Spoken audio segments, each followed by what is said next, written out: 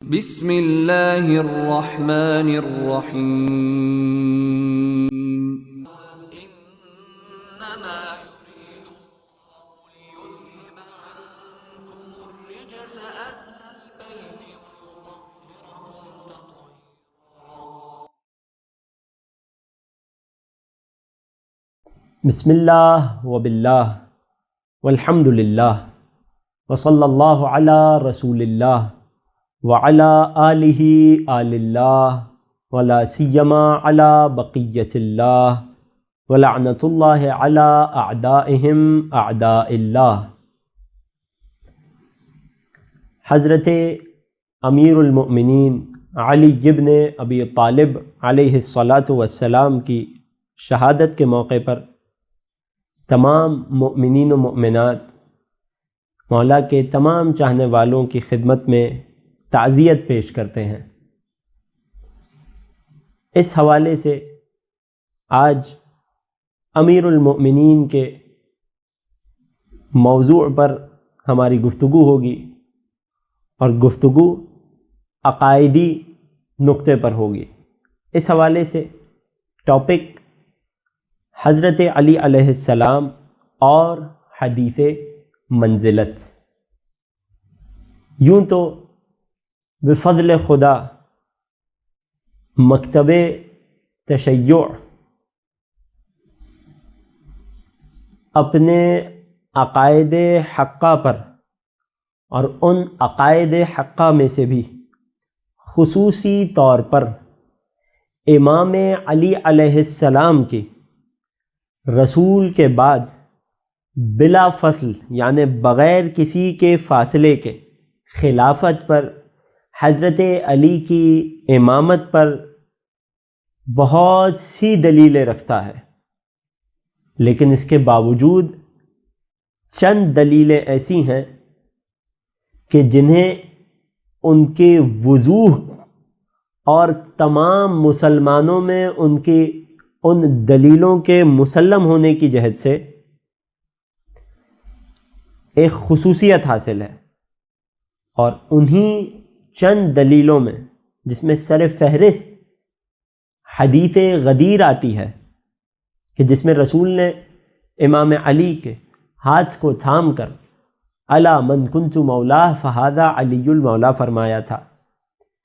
انہی دلائل امامت و خلافت امیر المؤمنین میں سے ایک بہت واضح اور قاطع دلیل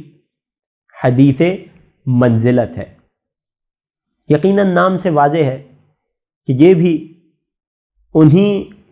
احادیث اور فرمودات رسول گرامی میں سے ہے کہ جو رسول نے اپنی حیات میں لوگوں کے سامنے اپنے بھائی اپنے وصی اور جانشین حضرت علی علیہ السلام کا تعارف اور ان کی فضیلت اور ان کے خصائص کو بیان کرتے ہوئے ارشاد فرمائی. اس حدیث کو حدیث منزلت اس لیے کہتے ہیں کیونکہ اس حدیث میں لفظ منزلت استعمال ہوا ہے. اور اگر مکمل حدیث کو دیکھا جائے تو کچھ اس طرح سے ہے. میرے نوجوان دوست، اس حدیث پر اور اس حدیث سے کیا کیا نتائج نکل سکتے ہیں، کون کون سے نکات اور کون سی باتیں امیر المؤمنین کی شان میں ان کی فضیلت میں ثابت ہو سکتی ہیں، کس طرح سے یہ ایک جملے کی حدیث مولا علی کی ولایت و امامت و خلافت پر اور ان کی تمام اصحاب سے افضلیت پر ایک بہت واضح دلیل بنتی ہے.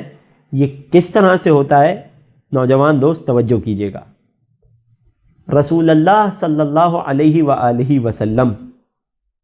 کے لبھائے مقدس سے اصحاب نے،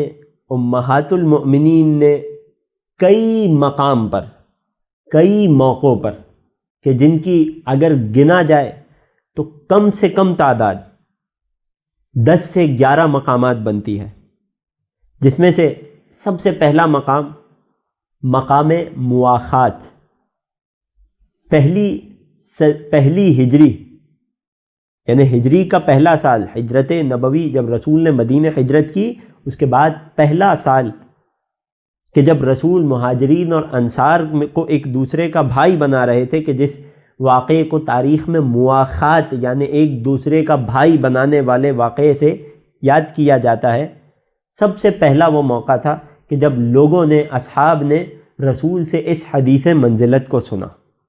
وہ حدیث کیا ہے؟ وہ حدیث یہ ہے کہ رسول اللہ نے اپنے بھائی، اپنے داماد، اپنے وصی، اپنے جانشین حضرت علی کو مخاطب کر کے فرمایا، یا علی،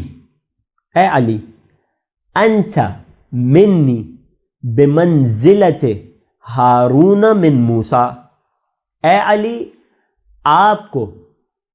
مجھ سے وہی نسبت ہے کہ جو موسیٰ علیہ السلام سے ہارون کو تھی۔ اے علی آپ میری نسبت سے اسی منزلت اور مقام پر فائز ہیں کہ جو موسیٰ کی نسبت سے ان کے بھائی حضرت ہارون علیہ السلام کا تھا۔ پھر رسول نے آگے ایک جملہ ارشاد فرمایا،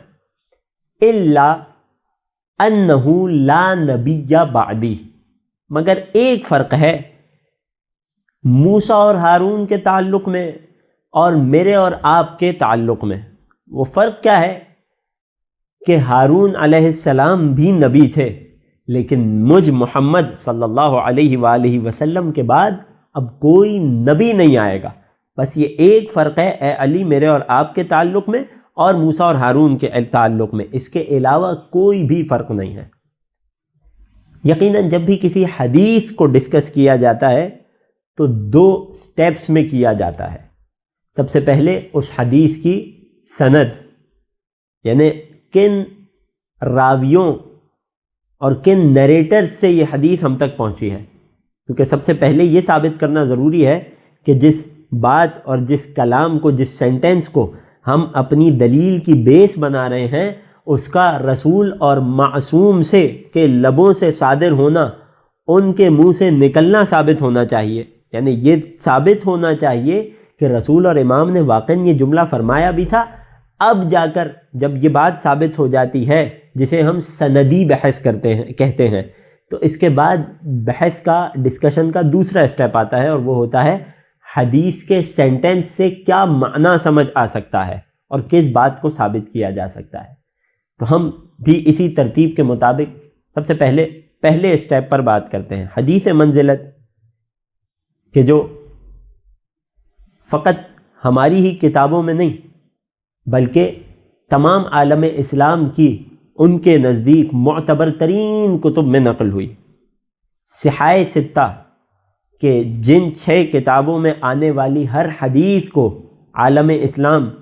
درست اور صحیح مانتا ہے، سند اور نریٹر کے اعتبار سے، کہ یہ جو بھی حدیثیں ہیں انہیں یقین ہے، انہیں اطمینان ہے کہ یہ رسول سے صادر ہوئیں۔ ان صحاح ستہ میں سے 2 سب سے مشہور اور بیسک کتابیں، صحیح البخاری اور صحیح المسلم، دونوں میں یہ حدیث منزلت موجود ہے۔ اس کے علاوہ ہمارے برادران کے کئی مشہور علماء، کہ جن میں 2 مشہور نام، ایک جلال الدین سیوطی کہ جنہوں نے تفسیر در منثور لکھی، بہت مشہور نام، دوسرا نام حاکم نیشاپوری کہ جنہوں نے مستدرک علی الصحیحین لکھی۔ ان دونوں علماء نے، اور یہ میں کم از کم بات کر رہا ہوں، ان دونوں علماء نے اس حدیث کو متواتر جانا ہے۔ متواتر کی ڈیفینیشن کیا ہوتی ہے، یہ حدیث کی کون سی قسم ہوتی ہے، اس کی ڈیٹیل میں ہم نہیں جائیں گے۔ خلاصہ یوں سمجھ لیجئے کہ متواتر اس حدیث کو کہتے ہیں کہ جس کے بارے میں یہ یقین اور قطع ہو، 100% ہو ہم، کہ یقیناً رسول نے یہ جملہ ارشاد فرمایا تھا، یقیناً رسول سے یہ بات صادر ہوئی تھی۔ اور یوں وہ حدیث کہ جسے متواتر کہا جائے، وہ حدیث تمام احادیث میں سب سے زیادہ وزنی شمار ہوتی ہے، کیونکہ اس کے رسول اور امام سے صادر ہونے کا یقین ہوتا ہے، 100% شور ہوتے ہیں ہم۔ اس حدیث کو رسول کے کئی اصحاب اور ام المؤمنین نے نقل کیا، جس میں سے حضرت جابر ابن عبداللہ انصاری نے بھی اس حدیث کو نقل کیا، ابن عباس نے، زید ابن ارقم نے، دیگر کئی صحابہ نے اس حدیث کو نقل کیا۔ امہات المؤمنین میں اگر بات کی جائے تو حضرت ام سلمہ سلام اللہ علیہا و رضوان اللہ علیہا ام المؤمنین، انہوں نے بھی اس حدیث منزلت کو رسول سے کوٹ کیا۔ اصحاب میں ایک بہت مشہور نام سعد ابن ابی وقاص، کون؟ عمر ابن سعد کے بابا، انہوں نے بھی اس حدیث کو نقل کیا۔ اور کب کیا؟ یہ بہت اہم بات ہے۔ سچویشن کیا تھی، کنڈیشن کیا تھی، کن سرکمسٹینسز میں سعد ابن ابی وقاص اس مولا علی کی فضیلت میں بیان کی گئی اس حدیث کو نقل کر رہے ہیں؟ یہ وہی سعد ابن وقاص ہے، میرے نوجوان دوست توجہ رکھیے گا، یہ وہی سعد ابن وقاص ابی وقاص ہیں کہ جب مولا علی نے ایک روز مسجد کوفہ کے منبر پر سلونی قبل ان تفقدونی کا دعویٰ کیا تھا کہ جو کچھ پوچھنا ہے پوچھ لو مجھ علی سے، گویا کہ یہ بتانا چاہ رہے تھے کہ میرے پاس اولین و آخرین کا علم موجود ہے۔ تو یہ سعد ابن ابی وقاص وہ تھے کہ جنہوں نے کھڑے ہو کر مسجد میں اٹھ کر مضحکہ خیز انداز میں، استہزاء کے انداز میں، مذاق اڑانے کے انداز میں یہ سوال کیا تھا کہ علی آپ سب کچھ جانتے ہیں تو یہ بتائیے کہ میرے سر میں کتنے بال ہیں، اور پھر مولا نے انہیں ایک جواب دیا تھا۔ تو یہ وہ صحابی کہ جس کے بارے میں ہم کم سے کم یہ کہہ سکتے ہیں کہ مولا علی علیہ السلام کو بہت زیادہ پسند نہیں کرتے تھے، کہ جیسے حضرت سلمان محمدی، حضرت ابو ذر غفاری، حضرت مقداد، حضرت عمار یاسر، حضرت بلال حبشی، جس طرح سے یہ تمام اصحاب مولا علی سے والہانہ محبت رکھتے تھے، سعد ابن ابی وقاص اس گروپ میں سے نہیں تھے کم از کم۔ یہ سعد ابن ابی وقاص بھی رسول سے مولا علی کی شان اور فضیلت میں صادر ہوئی حدیث منزلت نقل کر رہے ہیں، اور کن سرکمسٹینسز میں نقل کر رہے ہیں کہ جب حاکم شام کا دربار ہے اور باقی بہت سے اصحاب کی طرح انہیں بھی یہ حکم دیا گیا کہ آپ بھی والعیاذ باللہ مولا علی علیہ السلام کو برا بھلا کہیے، ان پر سب اور شتم کریے، یعنی انہیں برا بھلا کہیے، ان کی توہین اور اہانت کیجیے۔ تو اس موقع پر وہ جو مولا سے دشمنی پر اترا ہوا تھا، وہ جو مولا سے جنگ صفین کر چکا تھا یا کرنے والا تھا، اس کے دربار میں کھڑے ہو کر شام جیسے علاقے میں، اس کے محل میں، سعد ابن ابی وقاص اسے مخاطب کر کے کہتے ہیں کہ اے شخص، میں رسول کا صحابی ہوں، میں نے اپنے ان کانوں سے رسول کی زبان اطہر سے علی کے لیے 3 ایسی فضیلت سنی ہے، 3 ایسے فضائل سنے ہیں کہ جن میں سے ایک بھی اگر رسول میرے یعنی سعد ابن ابی وقاص کے بارے میں فرما دیتے تو میرے لیے دنیا اور اس کے تمام خزانوں سے بہتر اور افضل ہوتا، برتر ہوتا۔ کوئی ایک بھی فرما دیتے مولا علی کے بارے میں تو وہ تینوں فرمائیں، اور ان میں سے ایک یہ تھی کہ رسول نے علی کو مخاطب کر کے فرمایا کہ اے علی، انت منی بمنزلت ہارون من موسیٰ الا انہ لا نبی بعدی۔ یہ اتنی قیمتی اور اہم بات تھی سعد ابن ابی وقاص کے نزدیک، یہ کوئی عام بات نہیں تھی۔ اس بات کا مطلب وہ سمجھتے تھے، سمجھ رہے تھے کہ رسول کیا سمجھانا چاہ رہے ہیں اپنی امت کو، اپنے اصحاب کو، اس لیے کہہ رہے ہیں دنیا کے تمام خزانوں سے بہتر یہ ایک فضیلت تھی میرے لیے اگر مجھے مل جاتی، لیکن کسے ملی؟ حضرت علی کو ملی۔ ایک اور بہت اہم موقع کہ جب رسول نے اس حدیث کو نقل کیا، اس حدیث کو بیان فرمایا، جنگ تبوک۔ عالم اسلام میں رسول کی حیات میں پیش آنے والے غزوات میں سے سب سے مشکل اور سب سے زیادہ سخت غزوہ حالات کی وجہ سے، کہ جب بیزنٹائن امپائر کے کرسچنز کہ جب کفار مکہ اور منافقین مدینہ سب ایک جگہ جمع ہو گئے تھے، سب نے ایک گروپ بنا لیا تھا مسلمانوں کے خلاف، اور یہ چاہتے تھے کہ کسی بھی طرح اب رسول کی مدینے پر اس اسلامی حکومت کو ختم کیا جائے، کسی طرح اسلام کا نام و نشان مٹ جائے۔ اور پلاننگ یہ تھی کہ یہودی اور کفار مسلمانوں کے لشکر کو مدینے سے باہر نکالیں گے اور وہاں جنگ میں مصروف رکھیں گے، اور پیچھے مدینے میں جو منافقین تھے جنہوں نے مسجد زرار بھی بنائی تھی اور رسول سے مختلف قسم کے عجیب و غریب سے ہیلے بہانے کر کے جنگ پر نہیں گئے تھے اور رک گئے تھے، کہ جن کی قرآن نے بہت زیادہ مذمت کیا، اگر دیکھنا ہو تو 10ویں سپارے کی آخری چند آیتیں اور 11ویں پارے کی ابتدائی آیتیں، کہ جن میں مسجد زرار کا تذکرہ بھی آیا، ان جنگ پر نہ جانے والوں کا تذکرہ بھی آیا، خدا نے ان کی سرزنش کی، مختلف قسم کے الٹے سیدھے بہانے بنا کر یہ لوگ مدینے میں رکنا چاہتے تھے۔ کیوں؟ تاکہ جب رسول اپنے اصحاب کے ساتھ مدینے سے باہر ہوں تو فقط عورتیں اور بچے اور چند کمزور اصحاب ہی مدینے میں ہوں، اس دوران یہ منافق مدینے پر قابض ہو جائیں، اپنا قبضہ کر لیں۔ یہ پلاننگ تھی جنگ تبوک کی، کہ مسلمانوں کے لشکر کو آگے سے بھی گھیرنا ہے اور پیچھے مدینے میں بھی ان کے پاؤں اکھاڑنے ہیں، قدم اکھاڑنے ہیں۔ اس موقع پر جنگ تبوک وہ واحد غزوہ، سخت ترین غزوہ، مشکل ترین حالات، وہ واحد غزوہ کہ جس میں مولا علی شریک نہیں تھے۔ کیوں نہیں تھے؟ کیونکہ رسول ان منافقوں کی چال اور سازشوں کو سمجھ رہے تھے۔ رسول جب جنگ تبوک کے لیے نکلنے لگے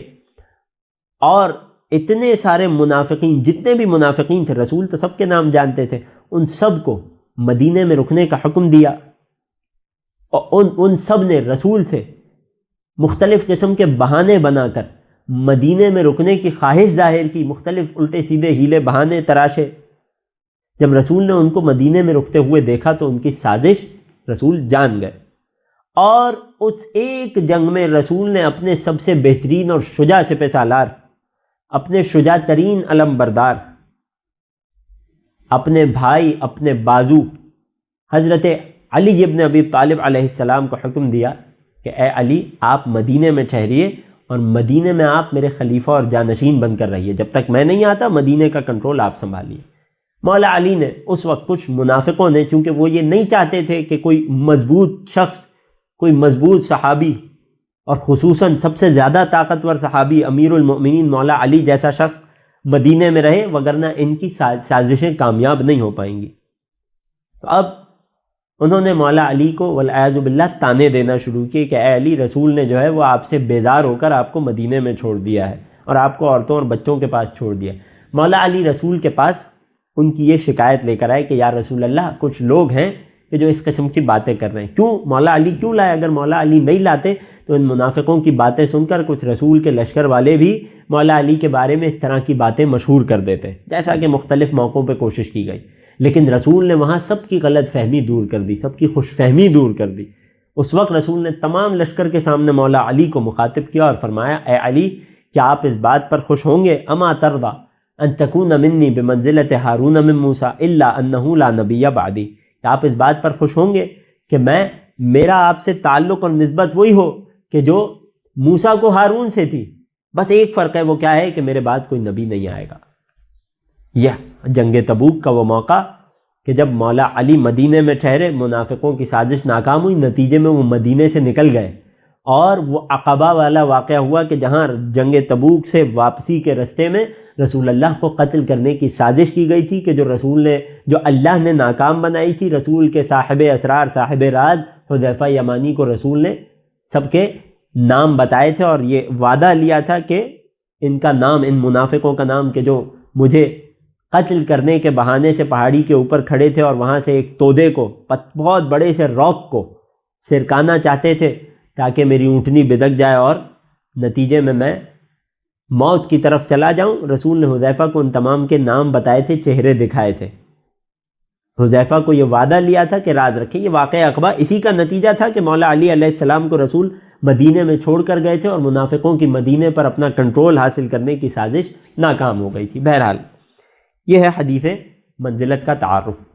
سند کے اعتبار سے نریشن بہت مضبوط، کوئی مسلمان اس حدیث منزلت کی سند میں شک نہیں کر سکتا، کوئی یہ نہیں کہہ سکتا کہ یہ حدیث والعیاذ باللہ جھوٹی ہے یا گڑی گئی ہے، سب اسے درست مانتے ہیں۔ یہاں بات آتی ہے اگلے اسٹیپ کی کہ اس حدیث سے ثابت کیا ہوتا ہے۔ ایک بہت واضح سی بات کہ جو کلام رسول سے بہت عیاں ہے، وہ کیا ہے کہ حضرت رسول اللہ نے اپنے اور علی کے تعلق کو تشبیہ دی ہے اور ایگزامپل کے طور پر حضرت موسیٰ اور ہارون کا تعلق رکھا ہے۔ اب اگر کوئی بھی شخص، کوئی 15 سے 20 سال کا بالغ انسان بھی جو کچھ زیادہ پڑھنا لکھنا بہت زیادہ ڈیٹیل بات نہیں جانتا ہو، جسے قرآن پڑھنا آتا ہو اور رسول کی اس حدیث کو جانتا ہو، ایسا شخص بھی اس حدیث سے اپنی زندگی بھر کی ہدایت پا سکتا ہے۔ کیسے؟ کہ جسے اب رسول اور علی کا تعلق سمجھنا ہے، کچھ بھی نہ کرے، قرآن مجید کھولے اور دیکھے کہ اللہ نے موسیٰ اور ہارون کے رشتے کو کیا بیان کیا ہے۔ جو فضائل حضرت ہارون کے پاس ہیں سوائے نبوت کے، جو مناصب اور خصوصیات موسیٰ اور ہارون میں تھیں سوائے نبوت کے، وہ ساری مولا علی اور رسول میں بھی آ جائیں گی۔ اب اگر ہم قرآن مجید کو کھولیں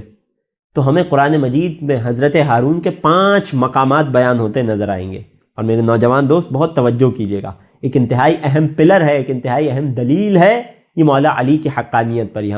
مولا علی کی خلافت و ولایت پر اور ہمارے مذہب کی حقانیت پر۔ وہ 5 مقام کیا تھے کہ جو قرآن میں اللہ نے حضرت موسیٰ کی نسبت سے ہارون کو دیے، اور یقیناً اس حدیث کی روشنی میں وہی 5 مقامات مولا علی کو بھی رسول کی نسبت سے حاصل ہوں گے۔ سب سے پہلا مقام، مقام وزارت، کہ جب حضرت موسیٰ نے اللہ سے دعا کی وَاجْعَلْ لِي وَزِيرًا مِّنْ أَهْلِي هَارُونَ أَخِي، اے خدا میرے گھر والوں میں سے میرا وزیر مقرر کر، اور وہ کون ہو؟ میرا بھائی ہارون ہو۔ اللہ نے حضرت موسیٰ کی دعا کو سن لیا، ہارون نبی اللہ موسیٰ کے وزیر ٹھہرے۔ وزیر کا مطلب کیا ہوتا ہے؟ وہی کہ جو آج بھی استعمال ہوتا ہے، یعنی مددگار، سپورٹر، ہیلپ کرنے والا، ادھورے کاموں کو کمپلیٹ کرنے والا۔ تو جس طرح سے اب حضرت ہارون حضرت موسیٰ کے وزیر ہیں، اسی طرح اب مولا علی خاتم النبیین کے وزیر ہیں۔ وزیر کا کام کیا ہوتا ہے کہ جب بادشاہ محل میں تخت حکومت پر نہیں ہوتا تو وزیر اس بادشاہ کے کارہائے حکومت کو انجام دیتا ہے، بادشاہ کی جانب سے فرمودات اور احکامات جاری کرنے کا حقدار اور مجاز ہوتا ہے۔ دوسرا مقام کہ اللہ نے حضرت ہارون کو حضرت موسیٰ کا شریک قرار دیا، کہ کیا کہا کہ جب حضرت موسیٰ نے دعا کی اشرکہ فی امری، ہارون کو میرے امر یعنی کار رسالت میں فرعون تک تیرا پیغام اور تیری خدائی کا سچا اعلان پہنچانے میں ہارون کو میرا شریک، یعنی رسالت کے کام میں حضرت ہارون کو میرا شریک بنا۔ اللہ نے دعا قبول کی، آیتیں بھی نازل ہوئی، وقت نہیں ہے تفصیل سے پڑھنے کا۔ جس طرح سے اب ہمیں اس حدیث کو اور اس ایک چھوٹی سی آیت کو جوڑیے تو کیا نتیجہ نکلے گا؟ جس طرح سے ہارون علیہ السلام موسیٰ علیہ السلام کے شریک کے کار رسالت تھے، اس طرح حضرت علی ابن ابی طالب علیہ السلام نہ صرف، بہت توجہ کیجیے گا، اس جملے کا مطلب کوئی معمولی بات نہیں ہے کہ ہارون شریک موسیٰ ہو رہے ہیں اور علی شریک رسول ہو رہے ہیں۔ اب حضرت علی کوئی عام صحابی نہیں رہے، کیونکہ عام صحابی کون ہوتا ہے کہ جو رسول کا پیروکار اور تابع ہو۔ حضرت علی رسول کے منصب رسالت میں شریک نہیں ہے، لیکن کار رسالت میں جو ذمہ داری ہے پیغام پہنچانے کی، جو ہدایت کی، اس میں حضرت علی بھی رسول کے ساتھ ویسے ہی شریک ہیں، اور شریک کہتے ہیں پارٹنر کو، توجہ کیجیے گا، جس طرح سے حضرت ہارون موسیٰ علیہ السلام کے ساتھ شریک تھے۔ پھر کہہ رہا ہوں منصب میں شریک نہیں ہے لیکن عمل رسالت میں شریک ہیں۔ اور یوں ہمیں باقی تمام اصحاب میں اور حضرت علی میں واضح فرق سمجھ آ جاتا ہے کہ باقی تمام اصحاب رسول کے تابع تھے، اور حضرت علی کو یہ مقام تھا حدیث منزلت کو دیکھتے ہوئے کہ وہ رسول کے شریک تھے۔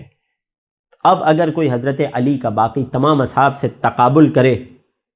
پرکھے کہ کون افضل تھا کون نہیں، تو یہ بالکل ویسا ہی تقابل ہوگا کہ جیسے کوئی تیز دھاری تلوار کی دھار کا تقابل کرے کسی لاٹھی سے۔ ان دونوں کا کوئی کمپٹیشن نہیں ہے،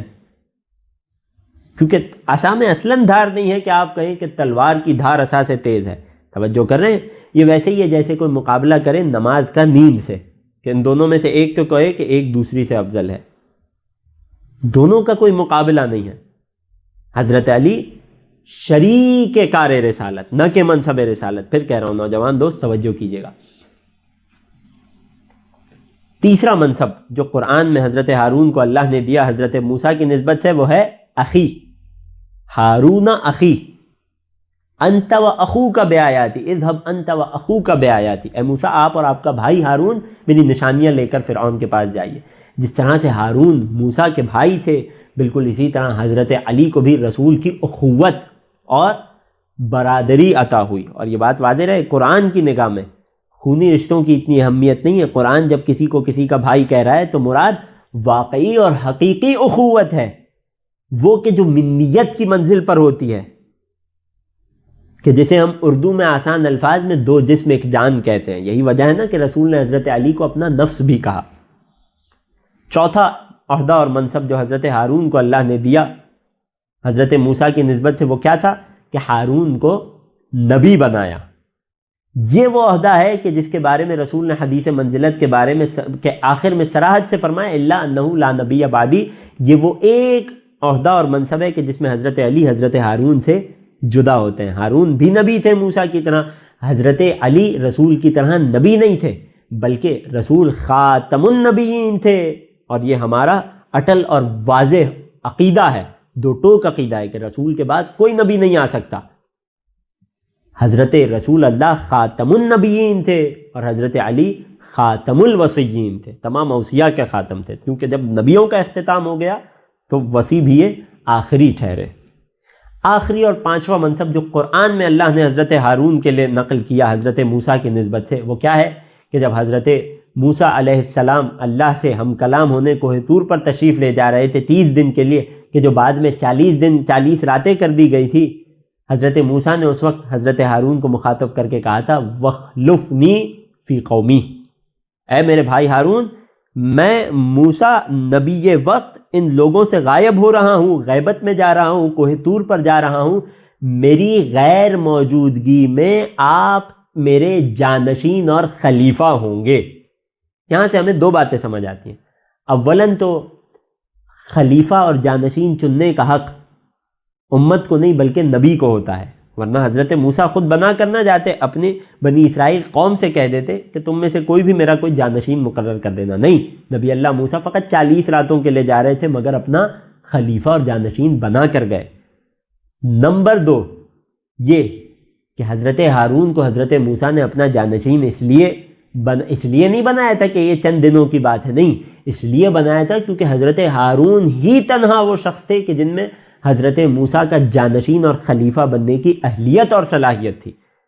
اب جب حضرت موسیٰ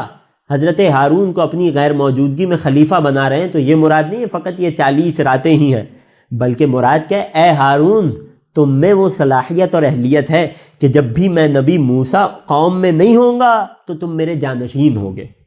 بالکل اسی طرح جب رسول نے علی کو اپنے سے وہی نسبت دی جو موسیٰ سے ہارون کو تھی، تو جس طرح سے ہارون موسیٰ کے خلیفہ و جانشین تھے، اسی طرح اس حدیث منزلت کو سورہ مبارکہ اعراف کی اس آیت سے وَخْلُفْنِی فِی قَوْمِی حضرت موسیٰ اور ہارون کی آیت سے جوڑا جائے تو نتیجہ بہت واضح نکلتا ہے. 2+2 4 کا نتیجہ نکلتا ہے. اتنا سمپل ہے کہ جس طرح سے حضرت ہارون حضرت موسیٰ کے خلیفہ اور جانشین تھے کیونکہ ان میں اہلیت اور صلاحیت تھی، بالکل اسی طرح حضرت علی ہی تنہا وہ واحد شخص تھے اور ہیں کہ جن میں رسول کی وفات پا جانے کے بعد، امت سے پردہ فرما جانے کے بعد ان کا خلیفہ اور جانشین بننے کی صلاحیت ہے.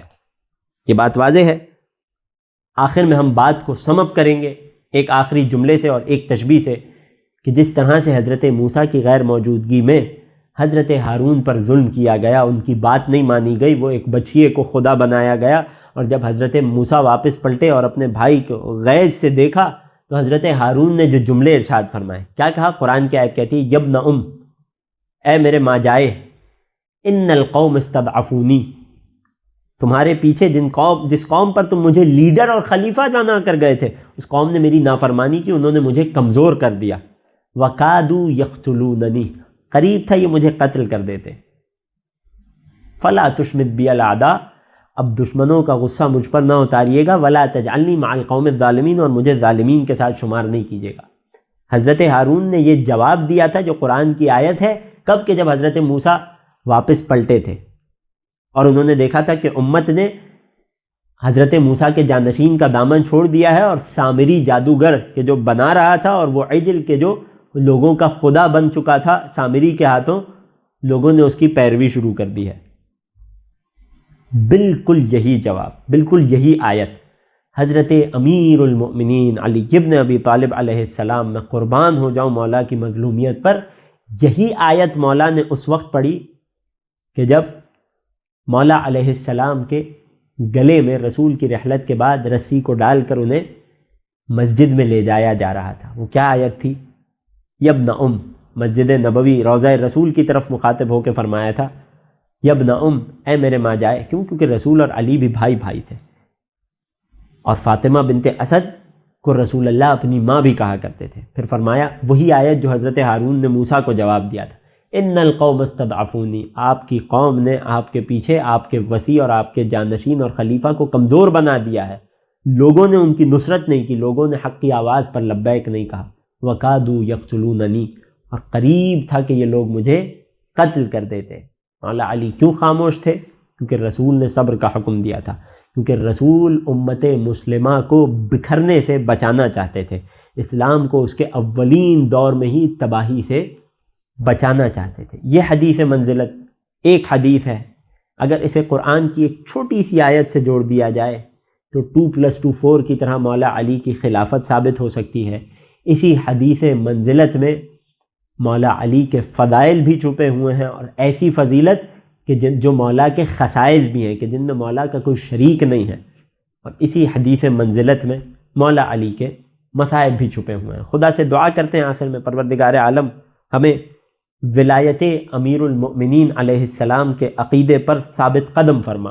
بار الہ اسی عقیدے کے ساتھ موت اور اسی عقیدے کے ساتھ روز قیامت قبر سے محشور فرما۔ وآخر دعوانا ان الحمد للہ رب العالمین۔